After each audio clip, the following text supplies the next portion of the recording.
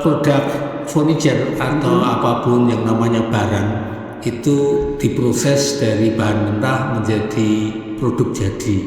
Di Eropa, Amerika, pasar-pasar furniture sana nggak suka kayu itu di finishing close pour. Nah, akhirnya muncullah teknologi baru finishing berupa water base.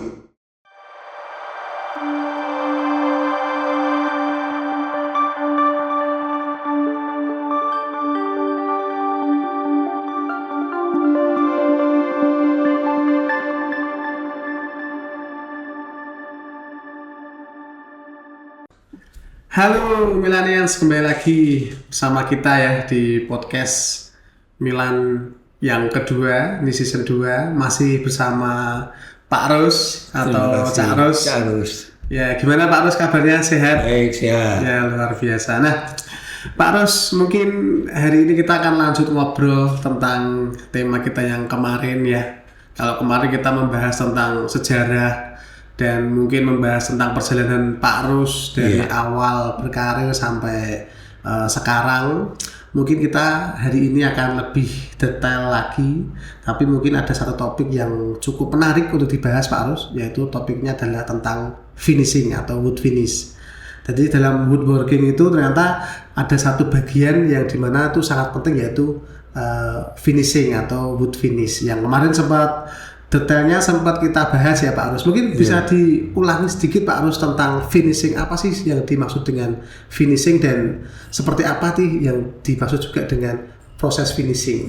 Gitu sih Pak Rus. Terima kasih Cak Kim. Sama Cak Pak. Kalau Pak Rus dipanggilnya Cak Rus. Saya Cak Kim pun namanya emang Cak Kim. Cak Kuadrat ya. Cak Kuadrat. Iya. Jadi produk furniture atau apapun yang namanya barang itu diproses dari bahan mentah menjadi produk jadi. Nah, produk jadi itu ada dua kriteria. Satu jadi mentah, yang satu jadi terfinishing. Nah, mentah berarti sudah jadi barang tetapi belum ada sentuhan akhir. Nah, sentuhan akhir itu namanya finishing touch. Finishing touch itu bisa ada dua kemungkinan. Satu, dilapis benda keras atau benda lembaran. Kemudian yang satu bagian lagi dilapis dengan cairan. Maka cairan itu dinamakan dengan reka oles. Nah, yang finishing dengan cairan itu ada thick oil, ada politur, ada melamin. Sedangkan yang dilapis dengan lembaran atau sheet benda keras itu kita sebut dengan PVC atau paper dekoratif atau HPL, semacam itu. Nah, furniture itu ada dua itu dilakukan. Kalau benda-benda kerajinan biasanya hanya dengan cair, reka oleh cair. Ketika benda itu flat, datar, maka kita sebut dengan finishing menggunakan reka oles. Demikian Mas Salim. Iya. Terus ini Pak Rus, kan finishing itu kan berkembang dari zaman ke zaman. Mungkin dari dulu pas waktu Pak Rus mengenal dunia kayu, itu pertama kali finishing itu biasanya menggunakan apa Pak Rus? Iya, betul sekali. Pada awal mula, bukan saya waktu masih studi, awal mula kita belum tahu namanya thick oil, belum tahu namanya politur dan seterusnya. Maka hanya daun-daun yang kita gosokkan pada benda sampai dia mengkilap. Itu juga termasuk finishing touch. Jadi sentuhan akhir. Ya, sentuhan akhir itu finishing touch. Nah, sentuhan itu tadi bisa menggunakan bahan dedaunan, bukan tangan yang digosokkan, bukan, tapi ada benda. Nah, ketika itu digosokkan, permukaan benda menjadi mengkilap. Itu selesai mengkilap. Kemudian proses penemuan ilmu, penemuan teknologi, lalu muncullah ada yang namanya thick oil. Bahasa kerennya thick oil, tapi lalu diterjemahkan minyak jati. Nah, bahasanya minyak jati. Minyak jati. Cuma bahasa kerennya thick oil. Ada thick macam-macam thick yang lain. Nah, minyak jati itu kemudian diramu, diproses lalu menjadi cairan yang berfungsi sebagai finishing. Lalu cara aplikasinya ya dioleskan dengan kaos macam itu. Nah, aroma yang ditimbulkan dari akibat pengolesan teak oil itu lalu berbau jati. Nah, karena teak oil itu tadi dari bahan jati teaknya, maka berbau jati. Sehingga kayu-kayu yang dioles dengan teak oil akan berkesan itu jati. Oh, begitu. Meskipun itu sebenarnya bukan jati. Bukan jati, ada mahoni, mungkin ada kayu-kayu jenis lain ya. Tapi karena menggunakan minyak jati, jadi beraroma jati. Terus kalau itu sudah kayu jati dioleskan teak oil, ya lebih kuat lagi aroma jatinya, kesan jatinya lebih kuat. Nah, pengaplikasiannya sangat sederhana, bisa kuas, bisa kaos, begitu. Nggak ada campuran-campuran lain. Hanya murni teak oil. Nah, teak oil itu dulu awal begitu sampai sekarang teak oil itu masih dibuat oleh perusahaan, oleh orang per orang, oleh usaha-usaha. Jadi tidak pernah itu ditinggalkan, tapi masih ada. Kemudian muncul lagi yang namanya politur. Nah, politur itu dibuat dari selak. Selak, maka ada orang menyebut selak, tapi ada orang menyebut politur. Ada selak yang bentuknya itu crispy, seperti jeriping itu, atau kita sebutnya selak India. Oh, selak India. Oh, ada istilah-istilah juga ya, Pak. Warnanya kuning. Itu yang bikin orang Indonesia atau itu orang Indonesia juga bisa. Tipis. Kemudian ada yang selak batangan, sebutnya selak putih. Nah, bentuknya seperti batako, tapi nggak lurus datar, itu pating pletot gitu istilahnya, nggak lurus sekali. Nah, cara pemakainya kalau selak yang kuning atau selak India itu direndam di dalam spiritus, ya, spiritus 1 malam atau 24 jam, lalu akan sedikit meleleh atau katanya menjadi cair begitu, baru endapannya ditinggal, yang bagian atas kita pakai, lalu kita oles seperti waktu kita menggunakan teak oil. Nah, sedangkan yang batangan itu kita pecah-pecah, kita hancurkan, bisa diserut seperti pasah es itu ya, diserut, kemudian direndam di spiritus juga sama. Nah, hasilnya gimana? Kalau yang crispy selak kuning, nodanya bukan noda itu, warnanya kuning kekuningan. Oh, itu yang selak India, tadi. Kalau yang selak batang itu disebut putih, itu jernih. Nah, dua-duanya sama kualitinya, tetapi hanya warna yang ditimbulkan akibat dari perbedaan warna tadi. Nah, itu cukup menarik ya. Kayaknya teman-teman juga ada yang baru tahu juga, ternyata finishing tempo dulu itu juga sangat unik, sudah menggunakan ada minyak jati. Betul. Menggunakan selak atau politur. Itu mungkin kalau yang teman-teman milenial sekarang pasti kenalnya pasti yang waterpiece atau kalau nggak yang waterpiece. Nah, politur itu saya mengenalnya sejak tahun 60-70. Itu sudah ada politur, lama sekali. Di tempat kami, di satu kelurahan, bahkan satu kampung, itu yang proses membuat furniture itu nggak ada 5 orang. Jadi mungkin 2 yang saya temui, dan itu menggunakan politur. Jadi almari, meja, kursi itu pakai politur. Tetapi politur itu sendiri sangat tergantung dari cuaca. Oh, berarti dia nggak bisa meskipun cuaca terbuat dari bahan yang harus direndam, tapi direndamnya pakai spiritus ya, Pak? Spiritusnya kuat. Teman-teman pada belum tahu nih, Pak Ros, ternyata dulu finishing menggunakan spiritus untuk spiritus. Dulu musim waktu itu pakai Petromax. Gitu ya? Lampu zaman dulu pakai Petromax itu menggunakan spiritus.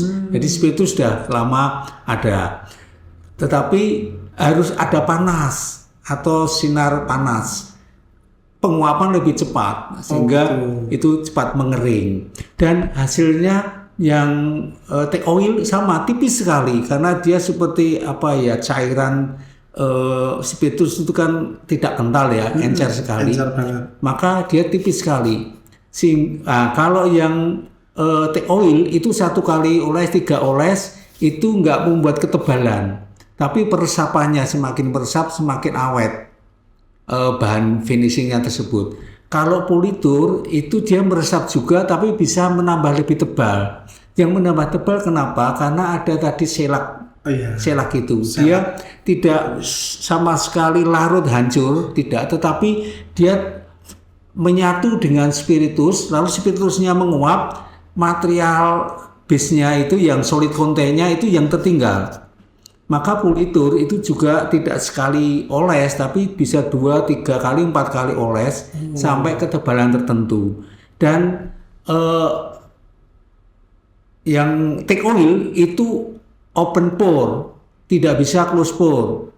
Sedangkan yang politur itu bisa sampai close pore. Ya, close pore. Itu yang bedanya take oil dengan politur. Nah, gitu. Gitu ya Pak Rus. Oh ya, tadi kan Pak Rus sempat sedikit bahas mungkin istilah yang teman-teman yang mau belajar kayu itu kan belum tahu nih Pak, arti close pore sama open pore. Itu mungkin bisa dijelaskan sedikit sih Pak Rus. Gitu. Betul. Kalau orang finishing itu istilah close pore, open pore itu biasa. Ini berbeda dengan Singapura ya. Kalau Singapura dia lain, nggak ada hubungannya dengan close pore dan open pore. Nah, kayu itu kan punya serat, maka terdiri dari kumpulan serat atau selulose. Nah, kumpulan serat kayu itu seperti pipa, seperti selang yang pangkal ujungnya itu tertutup runcing, kemudian di dalamnya itu seperti tabung gitu ya. Nah, kalau kayu itu kumpulan serat-serat itu kita bayangkan kalau sedotan itu dijajah-jajah atau selang dijajah-jajah atau pipa pralon lebih bisa dijajah, maka di sana ada gelombang-gelombang. Nah, gelombang-gelombang. Kalau kita mikroskop seperti itu, tetapi kalau biasa saja maka sepertinya rata halus. Tapi kalau kita mikroskop itu ada gelombang serat-seratnya. Nah, kalau kita potong pada pangkal atau ujungnya, maka terdiri ada lubang-lubang. Kita bayangkan kalau kumpulan sedotan diikat pakai karet, lalu kita teropong dari ujung pangkalnya, maka ada lubang-lubang. Maka itu namanya pori-pori. Jadinya seperti kalau kulit itu ada pori-pori, ada lubang-lubang. Nah, kayu itu beda dengan metal atau kaca. Kaca itu hampir tidak berpori. Semakin halus, semakin rapat, maka akan semakin mengkilap. Nah, sempurnanya permukaan benda itu kaca. Itu dia bisa memantul 90 derajat. Jadi apa yang kita letakkan di depan cermin, maka akan 100% sesuai dengan benda itu. Karena memang tadi tidak ada pori-pori. Pori tidak ada pori. Tetapi semakin renggang, maka benda yang ada di sebelahnya tidak akan nampak, ya, dengan nampak jelas. Nah, kalau open pore itu berarti pori-porinya masih ada, teksturnya masih ada, tekstur. Tetapi kalau close pore itu pornya tertutup. Porinya tertutup, porinya tertutup, lalu akhirnya makin mengkilap, tidak membayang, tidak menimbulkan efek bayang.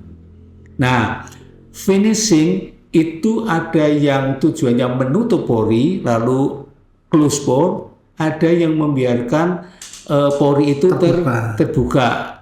Alami, natural, lalu akhirnya tidak close, ya, semi close sampai ke doff. Ya, okay.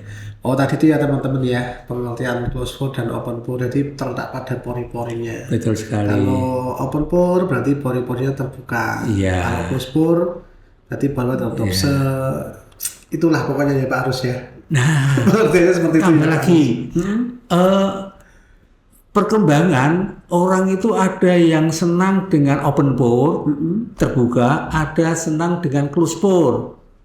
Ya, yang di Eropa, Amerika, pasar-pasar furniture sana nggak suka kayu itu di finishing close pore. Terlalu Ya mengkilap seperti ya, kaca, kan itu tidak natural. Mereka suka yang open pore. tampak seperti kayu. Ya, kayu yang alami. Maka teak oil itu menjadi sarana yang paling tepat untuk dilapiskan di atas permukaan kayu. Oke, ya Pak Arus. Terus ini gini Pak Arus, kan itu kan finishing ibaratnya bisa dengan tempo dulu. Yang pertama kali menggunakan teak oil dan juga politur. Kemudian sampai ke sini kita mengenal yang namanya melamin atau solvent base. Iya. Mungkin bisa dijelaskan sedikit Pak Arus. Nah, Melamin dan solvent base itu apa bedanya dengan yang teak oil dan juga tadi yang politur? Apakah dari segi bahannya aja atau ternyata dari segi kualitasnya juga secara kualitas juga berubah? ya. Orang waktu itu membuat furniture itu diletakkan di dalam rumah interior. Jadi teak oil, politur itu tanpa problem-problem yang nyata, ya. Tapi perkembangan kemari orang itu mau rekreasi, santai, rileks di luar rumah. Di Eropa, luar negeri itu orang hidup tidak di dalam rumah saja tetapi halaman. Maka ada istilah garden. Nah, garden itu lalu dikasih furniture sehingga akhirnya ada garden furniture. Nah, garden furniture awalnya orang zaman dulu kan tanpa finishing, ada bikin perabot-perabot ditaruh di kebun, orang santai duduk-duduk gitu.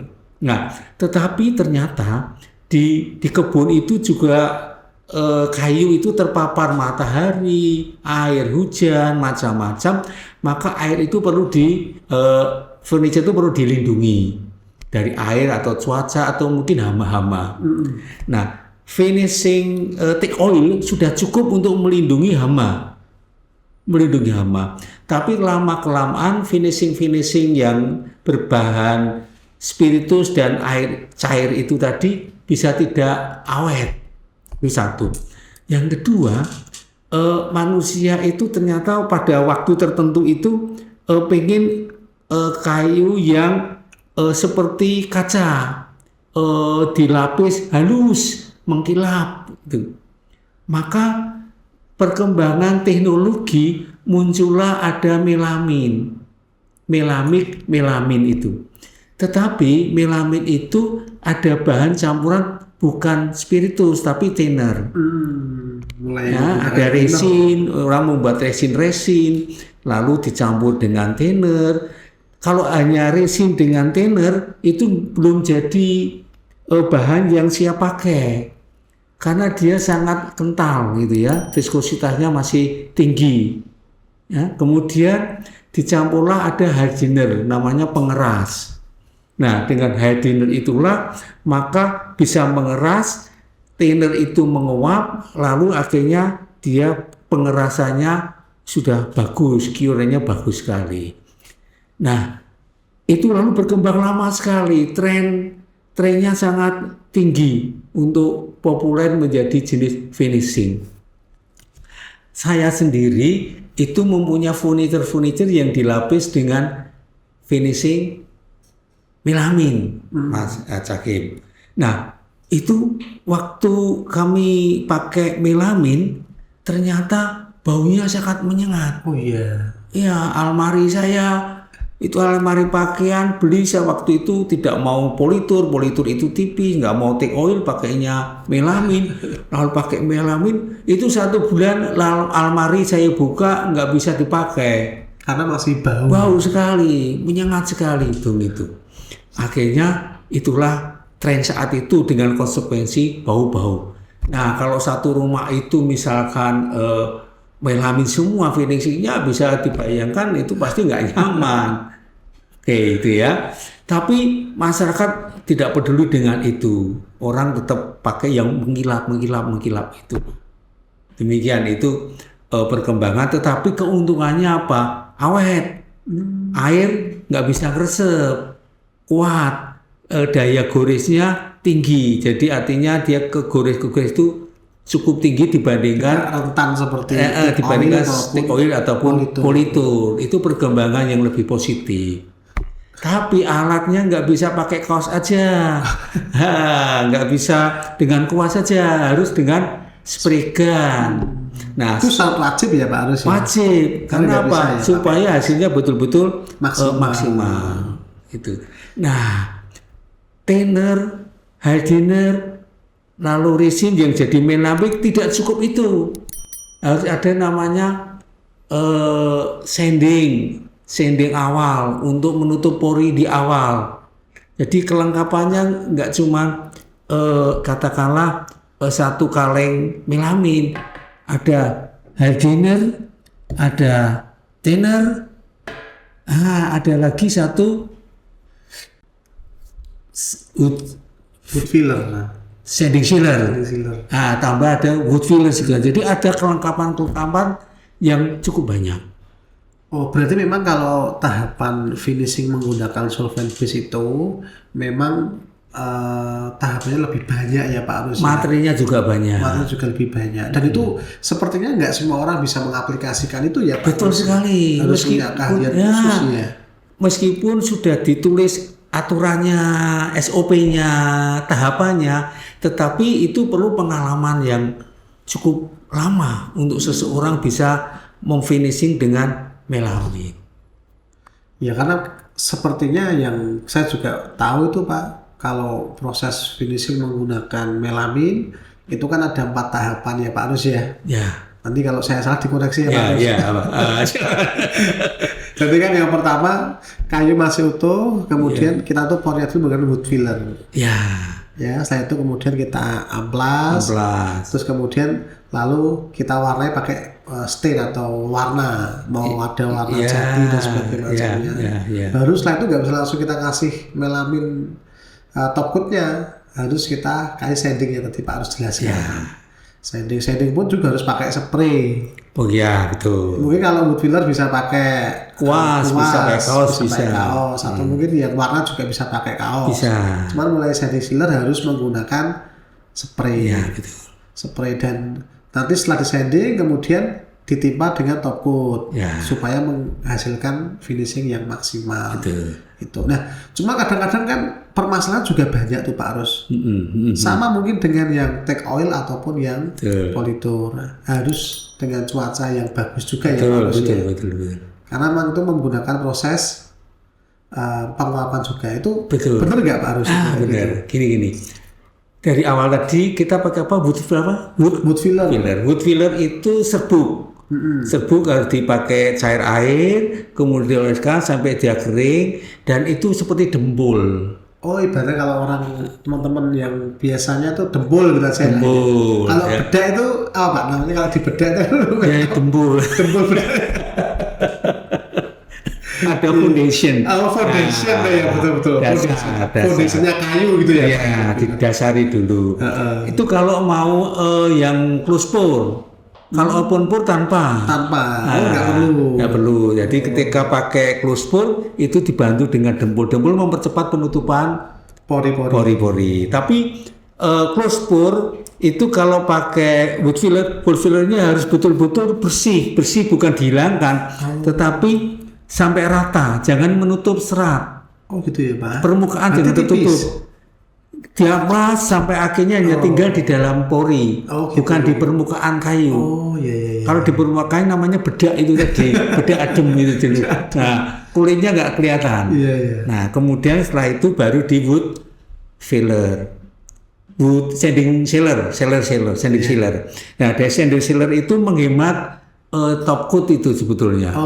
Coatingnya dihematkan, sudah ada lapisan sanding sealer. Itu fungsinya untuk meratakan kalau dia ada gelombang itu dengan sanding sealer itu tertutup atau bisa rata.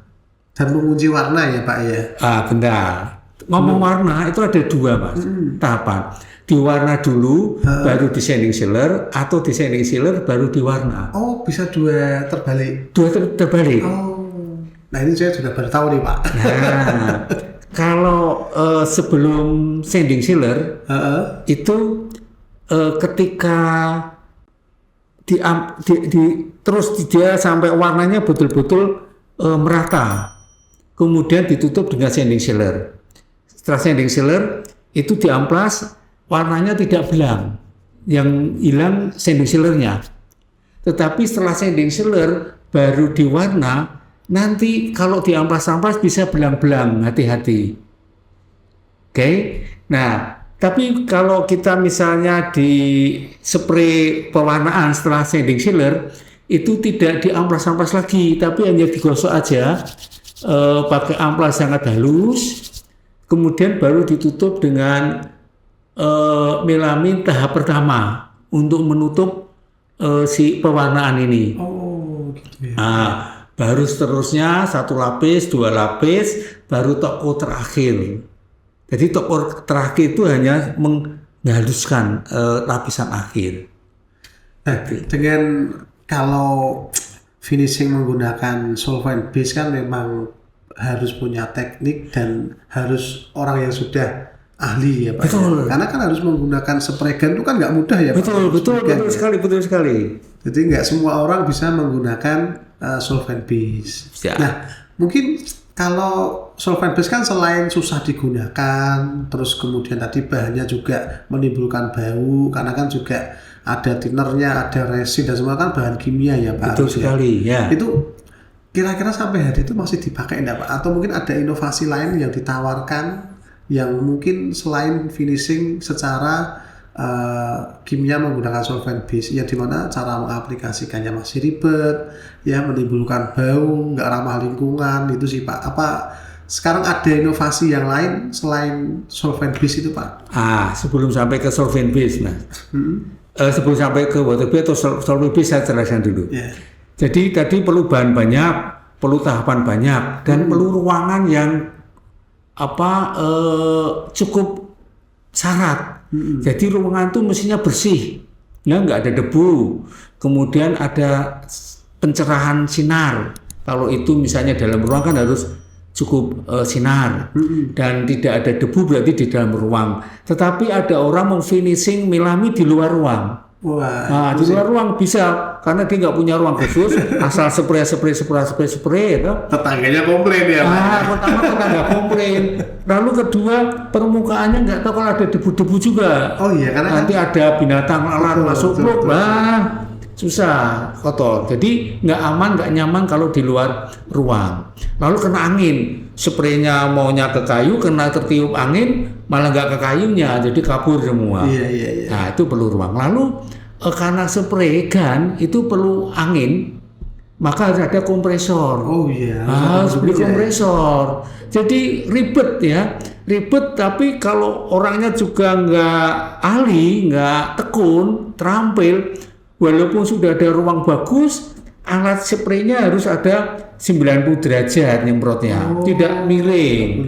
Ya, lalu harus jaraknya 20 sentian harus terus rata, nggak bisa naik turun atau sembarang nyemprot. Jadi betul-betul ini kayak pembalap itu harus tekuk harus lincah ya, ngadepi kalau kita di jalan raya ada lubang harus minggir sana, itu pokoknya terampil ya, nggak sembarang. Nah, keributan terus akibat memang bisa mengkilap ya, bisa tebel, tapi harus ditanggung, dibayar dengan tadi konsekuensi ruang yang bagus, alat dan macam-macam ya. Itu yang solvent base bentuk melamin. Dan itu pun harus penyampurnya harus sesuai ya Pak, harus betul sekali. Melamin. Itu bayangkan tadi saya ngomong udah rumit sekali. Itu campurannya kayak seperti orang menu kitchen. Itu makanan ada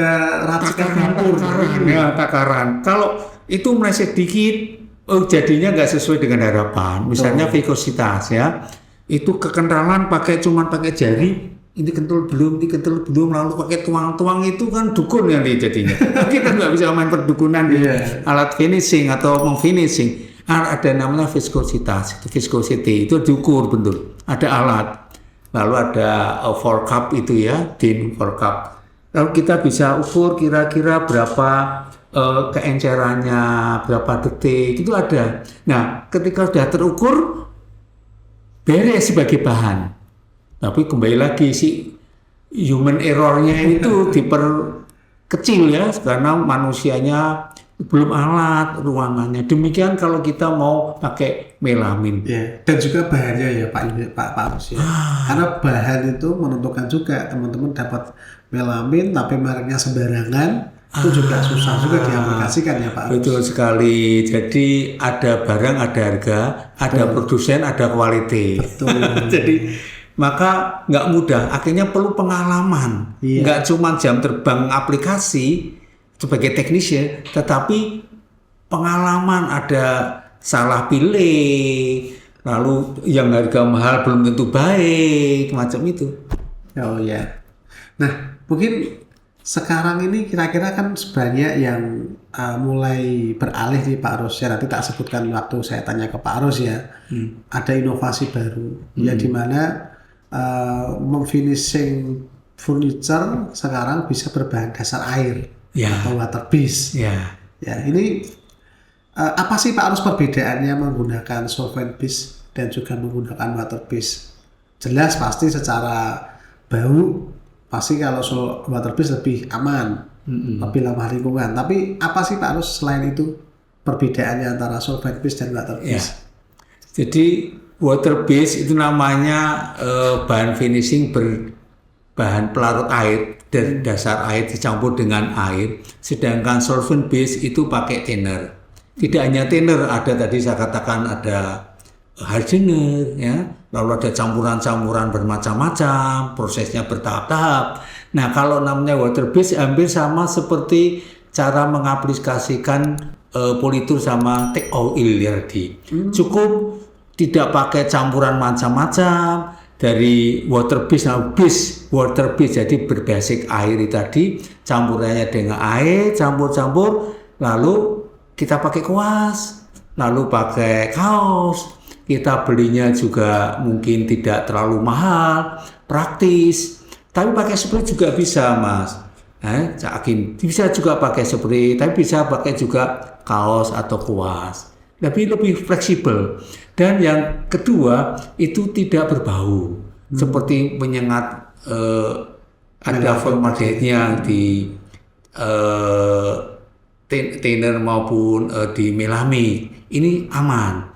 Yang ketiga, kalau di luar negeri itu sudah tidak boleh bahan-bahan produk kayu atau produk apapun yang beracun, tidak aman dan nyaman buat manusia dan lingkungan. Maka ada aturan ketika kita kirim furniture ke Eropa, ke Amerika, ke Cina, ke Jepang, itu nggak boleh berbahan kimia yang beracun. Air itu juga kimia, tapi nggak beracun. Nah, akhirnya muncullah teknologi baru finishing berupa water base. Nah, ini sekarang makin populer diproduksi oleh pabrik-pabrik cat atau pabrik-pabrik finishing. Lalu juga mudah dipakai, ramah, apalagi untuk toys ya, mainan anak-anak. Lalu akhirnya itu populer. Itu water base. Jadi melamine kalau ada yang pakai oke, itu namanya sudah ketinggalan zaman istilahnya. Bukan tidak boleh dipakai, sudah tertinggal. Istilahnya dulu kendaraan ada knalpot ya keluar asap-asap itu sekarang udah minim emisi, jadi nggak ada asap-asap lagi, ramah lingkungan. Hampir sekarang itu produk-produk itu ramah lingkungan.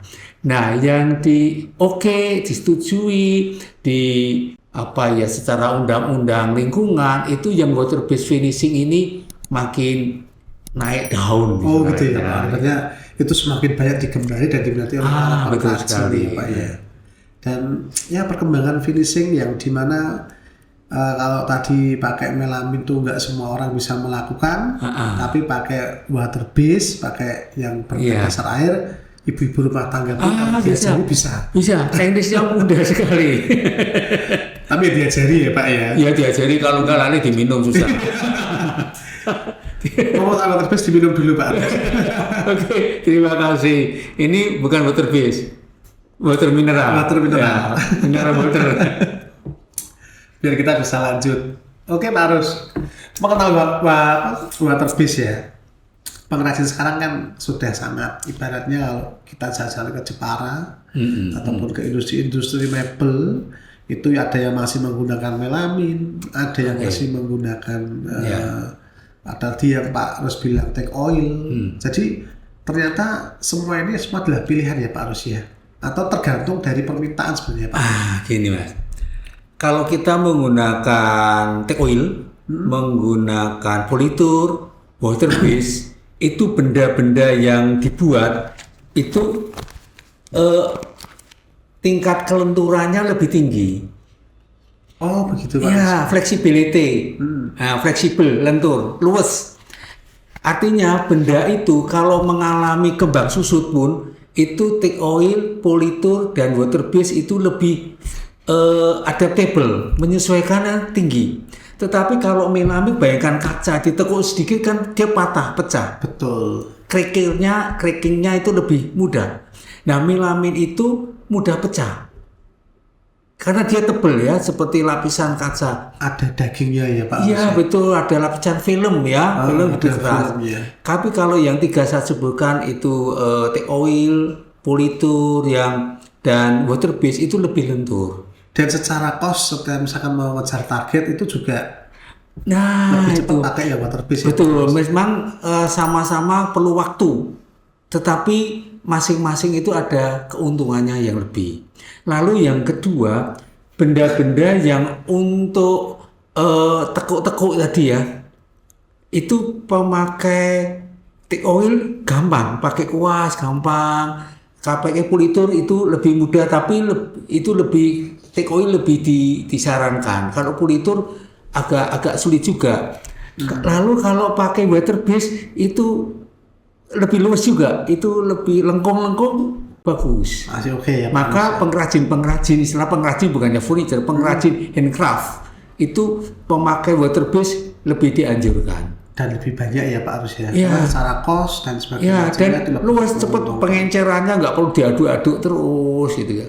Beda dengan melamin itu harus sering diaduk ya. Karena harus larut ya Pak. Larut betul sekali. Baik Pak Ros, ya mungkin teman-teman ya, tadi kalau kita udah bahas tentang melamin, tentang water base, Milan sebenarnya punya produknya semua Pak. Oh bagus, bagus sekali. Jadi selama 30 tahun kita ini memang spesialisnya di coating. Iya. Selain juga di adhesif. Jadi kalau mau cari melamin, tadi kan kalau melamin secara bahan bakunya ndak bagus kan otomatis juga nggak akan bagus ya Pak. Cuma kalau memang sudah terbukti 30 tahun itu kan kita memproduksi itu, dan juga water base kita juga punya Aquastain ya, dimana tadi yang benar Pak Arus bilang cara aplikasinya mudah, tinggal campur air terus diaplikasikan. Iya gitu. Nah selain ini Pak Arus, selain itu kan untuk kayu-kayu solid, dan sekarang kan namanya mebel furniture kan berkembang sangat pesat sekali. Ya sekarang ibaratnya kalau orang mau melihat kayu itu kan mungkin membeli kayu costnya kan mahal, maka sekarang ada istilah plywood dan sebagainya. Dan itu pun ternyata juga di finishing ya Pak ya. Tadi seperti yang disampaikan Pak Ros pertama, ada yang menggunakan HPL, ada yang menggunakan ya macam-macam, itu mungkin bisa dijelaskan Pak Ros mengenai perubahan yang dulunya semua kayu-kayu solid, bahkan dulu plywood itu kan tidak begitu digemari, tapi kemudian sekarang semua interior sepertinya kayak menggunakan plywood. Bagus.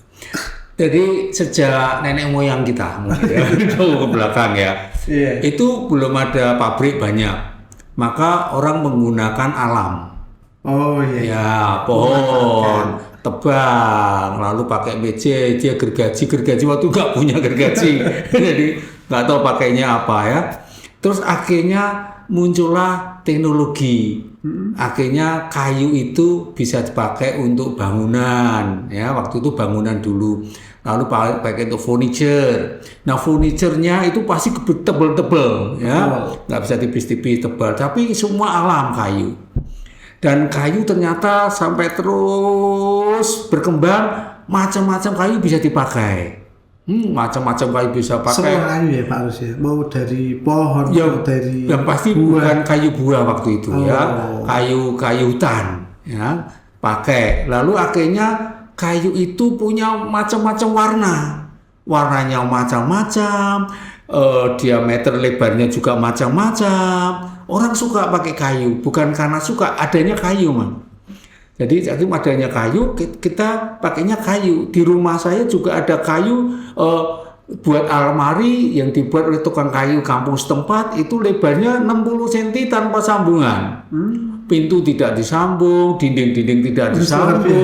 Luar biasa. Dan kayunya tipis cuma 1 cm, itu lebar-lebar. Tapi harganya masih murah waktu itu. Waktu itu ya, Pak. Waktu itu malah murah. Sekarang itu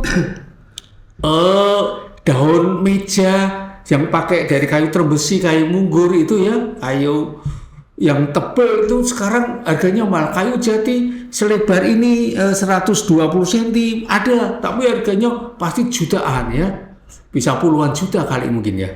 Nah, semakin lama semakin berkurang kayu yang lebar-lebar. Finishingnya waktu itu juga harus pakai melamik, pakai finishing agak perlu waktu, perlu alat. Itu semakin tidak fleksibel dan praktis lagi. Lalu finishing dari arti semula saya jelaskan, ada finishing yang direka oles bentuk cairan-cairan bahan cair itu. Lalu sekarang ada yang namanya lapisan pakai kertas atau bentuk lembaran. Maka dikenal dengan adanya PVC, paper laminate, kemudian ada HPL, high pressure laminate, itu lalu paling mudah ditempel. Tapi untuk menempelkannya bagaimana? Kalau kayu itu bergelombang, tidak bisa. Maka bersama dengan munculnya plywood, itu kenapa plywood muncul? Pertama, kayu semakin sulit dicari, lalu timbulnya veneer. Oh gitu. Veneer ada lapisan-lapisan kayu lapis, lalu veneer yang kayu jati semakin banyak didapatkan, sungkai, kayu mindi, itu dilapiskan di kayu lapis yang kualitasnya kurang baik permukaannya karena dari kayu-kayu yang kualitas 3-4, maka dengan lapisan jati, sungkai, mindi itu jadi bagus. Tetapi kembali kayu semakin berkurang, lalu sintetis lembaran mulai ada tadi PVC, high pressure laminate HPL tadi dilapiskan ke permukaan kayu lapis yang kurang baik permukaannya. Tetapi lalu bersama dengan itu menempelnya pakai apa? Nah, kan ada lem. Nah, lemnya namanya istilah lem kuning. Nah, lalu lem iron itu merek. Lalu jadilah itu kalau beli apa? Beli lem iron. Nah, itu lalu jadi merek kayak air mineral ada merek tertentu macam itu. Nah, terus akhirnya muncullah pabrik-pabrik pelapis-pelapis lembaran-lembaran untuk bahan lemari, bahan meja gitu. Terus dilapiskan dengan lem neopren istilahnya bahasa kimianya. Tapi lem kuning itu. Lem kuning ya. Kalau kita beli lem kuning ya itu untuk nempelkan lembaran-lembaran. Itulah maka sekarang akhirnya orang tidak lagi memfinishing pakai cairan-cairan. Kalau almari ya tutup aja pakai HPL dan PVC, macam-macam vinil-vinil itu. Berarti itu sebagai alternatif ya Pak Arus ya? Iya, alternatif betul. Dari memfinishing yang ibaratnya kalau tadi pakai cairan, ini pakai yang sudah jadi tinggal ditempel. Tinggal tempel dan motifnya lembar itu macam-macam, Banyak motif ya Pak. Ada yang polos, ada yang seperti motif kayu. Ada kayu juga macam-macam. Dan warnanya lebih variatif. Warnanya variatif. Itu lalu sekarang orang suka juga pakai itu untuk daun meja dan almari. Syaratnya itu dilapiskan pada kayu lapis atau MDF atau particle board. Tidak bisa dilapiskan di kayu solid. Itu syaratnya. Oh gitu ya Pak. Itu sudah ada ini masing-masing. Pasangannya. Kalau pakai solid kenapa nggak boleh? Karena kayu solid itu kan masih bisa kembang susut. Oh iya betul. Ya, kalau itu dilapisi dengan bahan-bahan sheet tadi lembaran, kalau ada kembang susut pecah. Iya, kalau yang kayu solid pasti pecah. Pecah. Ya, harus di kayu lembaran yang penyusutannya sangat kecil dan bisa diabaikan. Itu syaratnya. Berarti ternyata teman-teman nggak sembarangan juga ya kita memilih seperti apa media yang akan kita finishing. Betul. Sudah ada pasangannya masing-masing kan gitu. Betul ya Pak sekali. Berarti kan memilih pasangan itu perlu ya Pak? Perlu, harus ada jodoh. Kalau nggak jodoh, itu Kalau nggak bisa jodoh, itu rusak ya Pak? Tidak ya? abadi.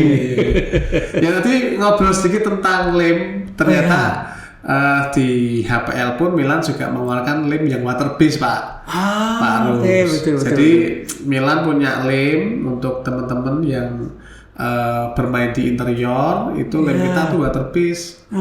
Jadi tidak berbau seperti lem kuning. Betul, ya ngomong lem kuning Mas. Itu kan waktu itu satu berbau ya. Dan prosesnya itu dilapiskan 2 permukaan, ya kan? Itu lapisan yang akan dilapiskan, HPL dikasih lem, yang sini juga dikasih lem, nunggu agak kering baru dilapis, lalu ditekan pakai roll ya. Tetapi itu perkembangan zaman, sekarang ada lem yang cukup 1 lapis Mas. Betul. Nah, Sakim, ada lem 1 lapis, tidak perlu dua-duanya. Lebih hemat. 1 lebih hemat, 2 cepat. Zaman sekarang itu kalau kenapa cepat harus diperlambat. Iya, betul Pak Arus. Itu yang sekarang ngetren. Ya. Mungkin penutup Pak Arus. Ya. Kira-kira apa sih yang menjadi tips buat teman-teman di rumah ini yang mau memfinishing, yang mungkin kalau mereka punya kayu atau mungkin punya media tadi yang mungkin belum terfinishing, teman-teman mau finishing di rumah, itu gimana sih Pak Arus tipsnya? Oke, pertama kalau kita pakai kayu, pakailah kayu yang kering.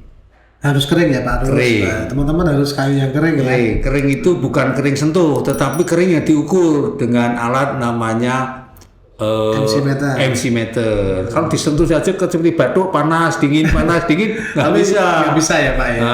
Lalu tekanan darah pakai jantung ini satu nggak bisa, harus pakai alat tensi meter. Harus pakai MC pakai meter. alat ya. Nah kalau kita pakai yang tadi melamil harus punya alat lengkap. Oh, kalau mau melamin harus lengkap. Maka kalau kita nggak punya alat lengkap, jangan pakai melamin. Pakailah yang tipe-tipe water base, materialnya gampang dipakai, mudah dipakai, artinya juga situasinya memudahkan, ya. Lalu berikutnya, kalau kita mau pakai yang lembaran, bikin kabinet atau daun meja, itu bisa pakai yang cair untuk dioleskan di permukaan, tapi bisa juga pakai lembaran. Sheet lembaran. Jadi ada 2 kemungkinan. Tergantung dari customernya, dia mau pakai yang lembaran sheet atau pakai yang tanpa sheet, jadi pakai cairan itu, ya. Lalu yang berikutnya apa? Kembali kepada kita mau harga berapa? Harga berapa? Penting. Mau kita mau buat cepat atau lama? Nah, karena customer sekarang itu maunya cepat, murah, baik gitu ya. Nah, maka kita harus pinter-pinter cari material mana yang cocok untuk tujuan itu. Iya. Oke ya. Terima kasih. Ya, gitu teman-teman. Kita masih nanti akan ada lagi sesi dengan Pak Arus atau Cak Rus 1 kali lagi nanti. Mungkin hari ini cukup sampai di sini dulu. Ya, jangan lupa like, subscribe, dan share. Begitu teman-teman, terima kasih. Dadah. Dadah, sampai jumpa.